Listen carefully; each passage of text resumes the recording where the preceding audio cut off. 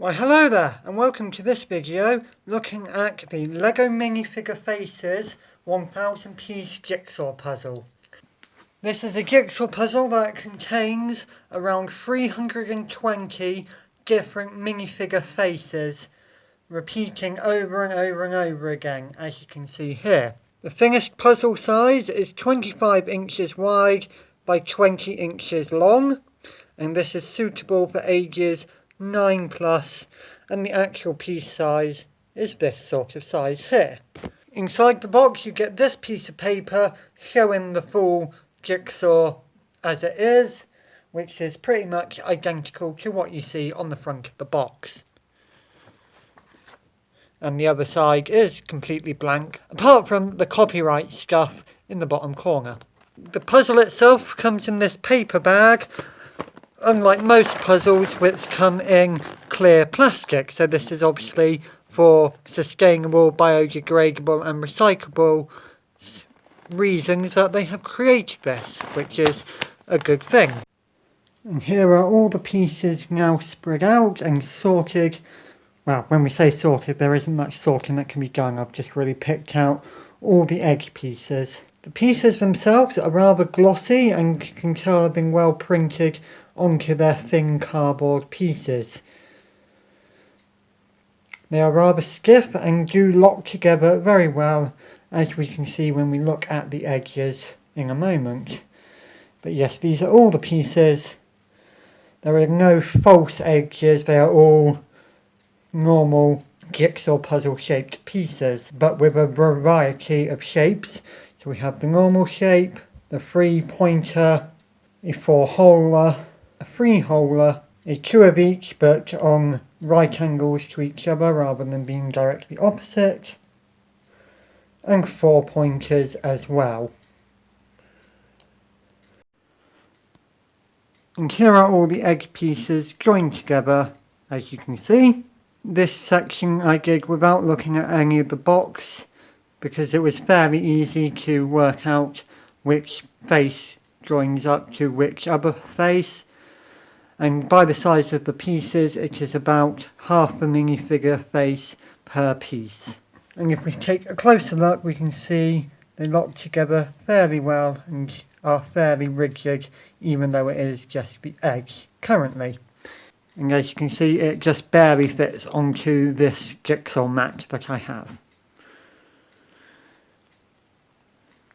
I'm not entirely sure what the next step is going to be, seeing as there isn't much I can sort out. This might be a very trial and error-y sort of jigsaw. I'm probably going to heavily rely on looking at the image itself, rather than just being able to do it without the image. The sorting of the pieces and the making of the edge probably took me about an hour and a half, but I am a rather slow sorter in general, so there is that. So yeah, I'll check back in once I've made a little bit more progress on the jigsaw. So here is the current progress. As you can see, I've made a good start into it now. I've mainly been focused on putting faces together, as they mostly are taking 2 pieces to get a whole face. And then from there, I am joining together very unique looking faces together. I have focused on the most unique looking faces, as you can see so far, which have been mostly focused around this central area. So far, I have only seen 2 minifigure faces that look pretty much identical. Other than that, they all seem pretty unique. There are some of similar themes, however these have differing expressions to those themes. The 2 minifigures that look the same are this cat one here and this cat one here that look pretty similar to me. And also another oddity I've noticed is this minifigure doesn't appear to have a mouth. So either that is a printing error on that minifigure face when they did this picture, or that minifigure has no mouth, which I find very interesting. So yeah, I'll check back in again once I've done a little bit more. And now, as you can see, I have made a fair bit more progress. The faces are now starting to fill in quite nicely. And I have at last got a path all the way from the bottom all the way up to the top line of the jigsaw, completely joined all the way down.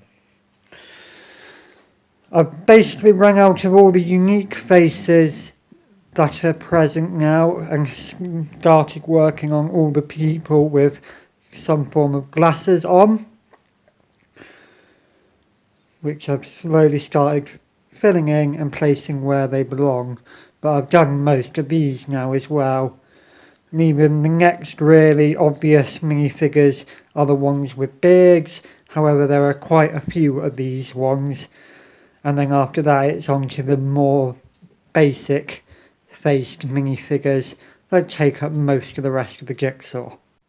But piece-wise I have cleared quite a lot of the pieces from the mat below, and you can now actually see all the remaining pieces quite easily, and they're all got good space between them pretty much now. So we're getting close to being able to get through it fairly rapidly now.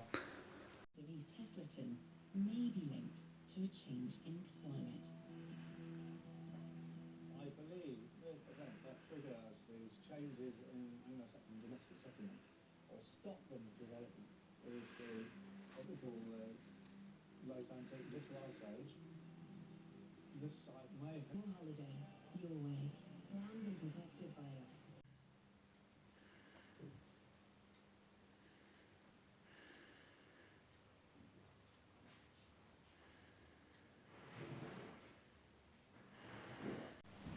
A bit more progress has been made, as you can see with the pieces. They're slowly going down.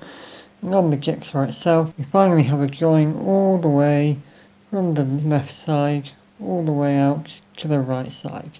A bit of a higgledy-piggledy line, but oh well. And as you can see, I've been working on this corner mostly now, but it is now slowly getting there and is getting to the final stages now. What makes a Tempur mattress so special? Just like no other.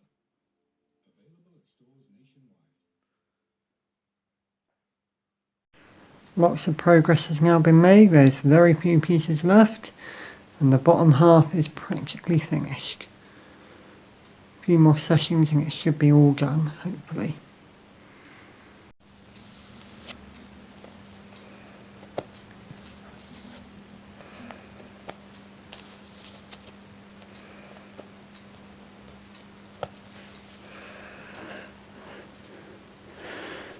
And here is the finished jigsaw at last.